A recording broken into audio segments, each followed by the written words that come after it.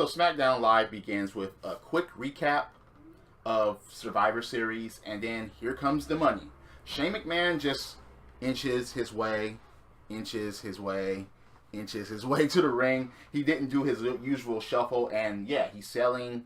I'm not sure if he was selling, though. I think he was actually hurt at Survivor Series, but he gave a good showing at Survivor Series, and actually him even coming out shows a lot for Shane. And of course, he gets to the ring, he gets a "you still got it" chant, and okay, he begins to run down what happened at Survivor Series and everything, especially the main event. The main event, yeah, the sole survivors, Randy Orton and Bray Wyatt, of all people. Well, that wasn't the main event, but you get what I mean. So, he cues in the MVP, which is James Ellsworth. Oh, God. Ellsworth, yeah, comes down, and he gets, basically, a contract to SmackDown Live. Yeah. Yeah, he gets the contract.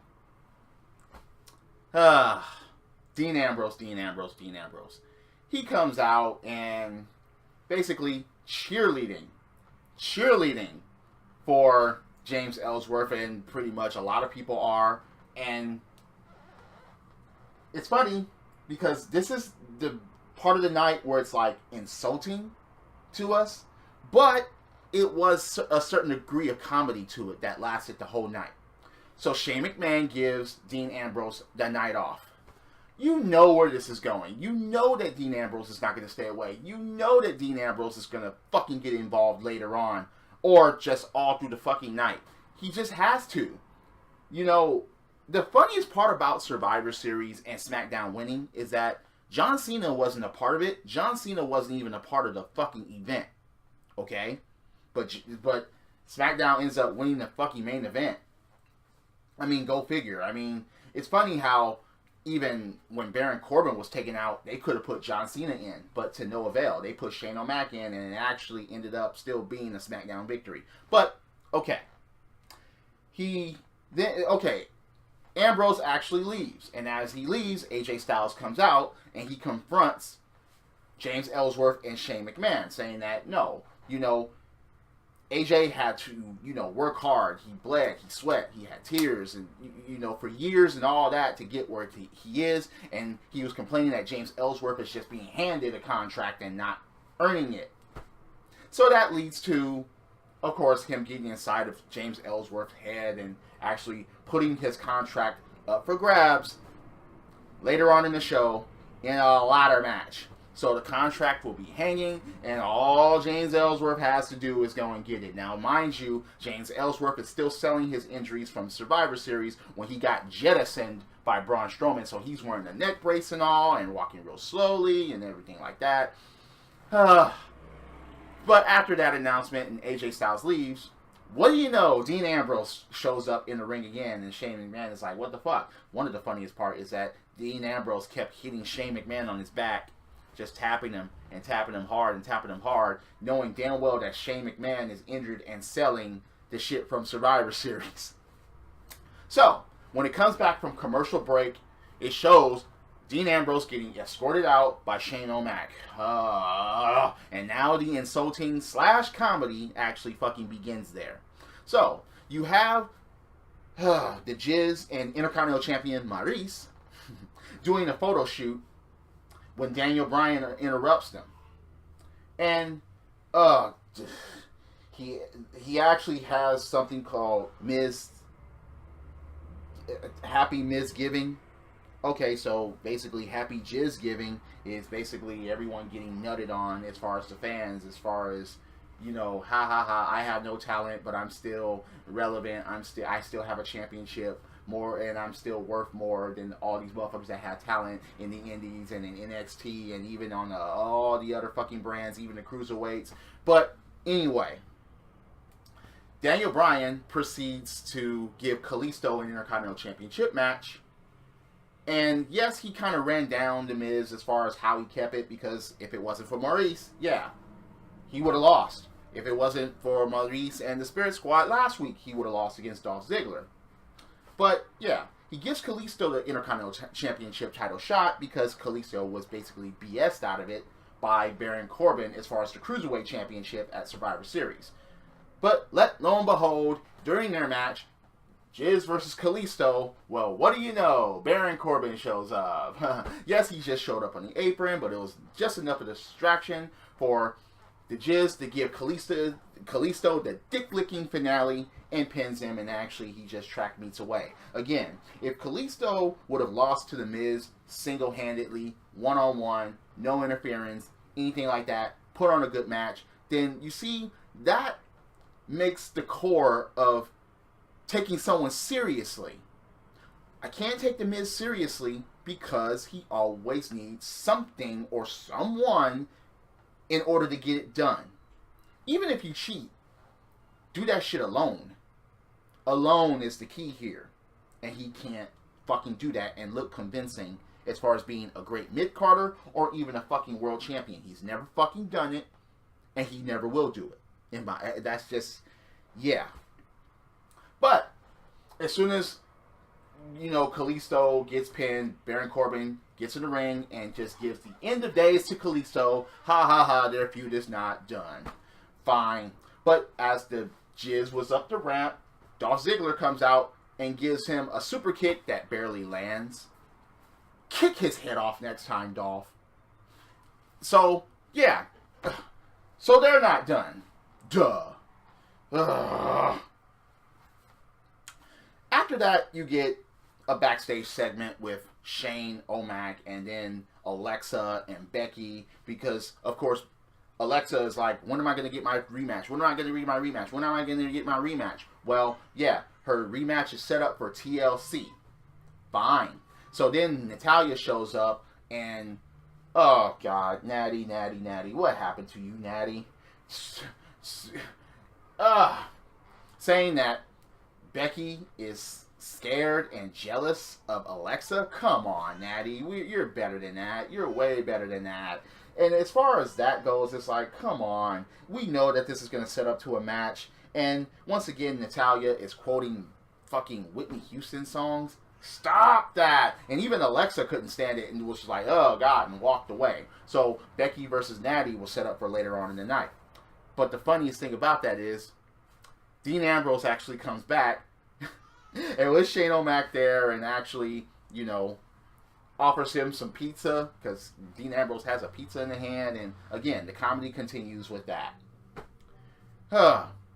Daniel Bryan actually bumps into Baron Corbin backstage. And, of course, he addresses the fact that him and Callisto are not done and they're going to have a match at TLC. Now, in the meantime, Baron Corbin will go against Kane later on in the fucking night. So after that, you have this tag team turmoil match. And this is to decide who will be the number one contenders for the tag team championships held by Rhino and Heath Slater.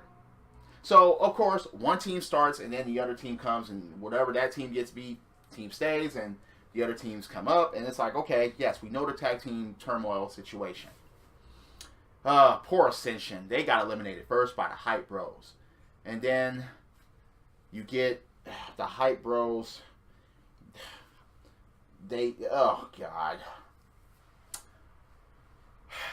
The tag team situation in WWE is just fucking ridiculous, and we can barely take any tag team seriously, especially on SmackDown. You have the Hype Bros. You have the Ascension. You have the Vaudevillains. Breezango, come on. We all knew that none of those teams were going to fucking be the number one contenders, okay? So it basically came down to, surprise, surprise, the Usos and American Alpha. Surprise, surprise? Come on, dude. That's just ridiculous. So you have that, and yeah, it's pretty cool that they had American Alpha actually win and get their revenge on the Usos as far as being the number one contenders. But, wait up. You have Bray Wyatt and Randy Orton saying that, hey, no, you didn't beat all the tag teams. So next week it'll be Randy Orton versus Bray Wyatt. No, Randy Orton and Bray Wyatt, versus American Alpha for the #1 contendership for the tag team championships. I wonder how that's going to work out, actually. I just, So, Dean Ambrose is actually ends up backstage again, dressed as a Mountie. Shane McMahon shows up and Shane is pissed at this time, saying that he escorted him out of the building. He's been kicked out. He's been told to leave over and over again.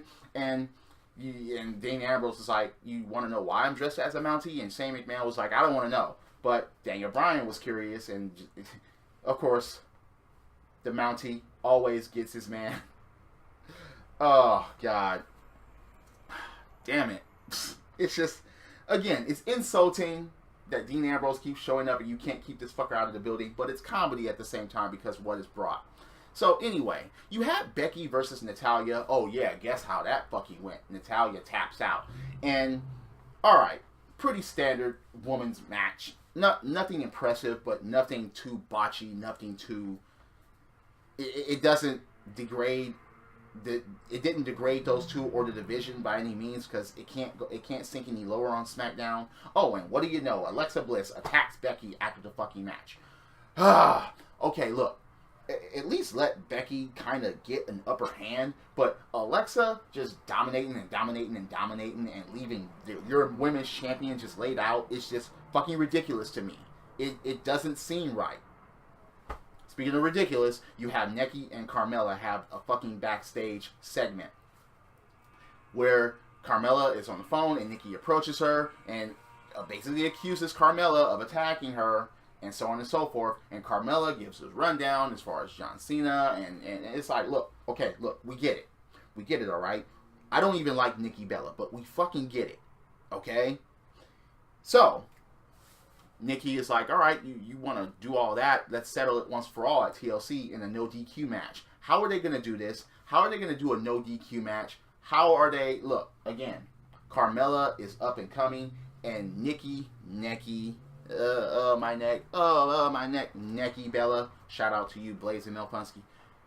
It seems that they're actually trying in order to do... Because in the earlier segment, Shane McMahon blamed all the women because Nikki was injured, and he said that maybe Nikki, her being in there, would have been better for the SmackDown roster as far as them having a chance against Raw, which I don't fucking think so. So, it's like, ugh. Are there going to be chairs and tables, and are they going to be fighting in the crowd? Are they going to get personal? Are they going to go off the ramp? Whatever. If you're going to make this personal, then make it a personal type match in order for us to get into it. Please. If you're going to do this between Nikki and Carmella. Just fucking, yeah, please. So afterwards you have Baron Corbin versus Kane. With Callisto coming out causing a DQ. Fucking duh. Of course, Callisto wants his revenge and all that, so... Next thing you know, a chair gets brought into play by Callisto, and he fends off Baron Corbin, and it's like, all right, look. Well, Baron Corbin did eat a chokeslam, and it's like, Callisto should have won the Cruiserweight Championship, and Callisto should be embedded with the Cruiserweights. Is he going to be a part of fucking Live 205? I mean, come on. There's nothing for Callisto on SmackDown. Especially without Sin Cara. The Lucha Dragons could have actually been a tag team and went for the tag team titles, but no, they have to split them up, and you got nothing for Callisto now. It just doesn't make any fucking sense to me. So, main event time. AJ Styles versus James Ellsworth ladder match. Do you really need to know how this ends? With a contract up there? James Ellsworth wins, he's going to get a job in his contract and he earns it and so on and so forth. Well, guess who shows up? Dean Ambrose. Once again, a part of the comedy and a part of the insult at the same time. We knew he was going to come back. We knew it wasn't going to be one-on-one. We knew that James Ellsworth was going to fucking win somehow. AJ Styles said that earlier, he said earlier that he was going to tear it down and then rip the contract right in front of him. That would have been a fucked up sight to see. Contract ripped in the ring and James Ellsworth on his knees like, oh, my contract, oh, my contract. Nope, that didn't happen. James Ellsworth actually wins. He celebrates and so on and so forth. So now James Ellsworth is part of the SmackDown Live roster. What are they going to do with him? Is he just going to be a mascot, or is he going to be wrestling, or is he going to be like Colin Delaney? I mean, fuck, dude. Yes, I look. The Lando opportunity thing, I really, really understand, but at the same time, it's like, oh, God, no. Just... And he's promised the WWE World Heavyweight Championship match. What? Seriously?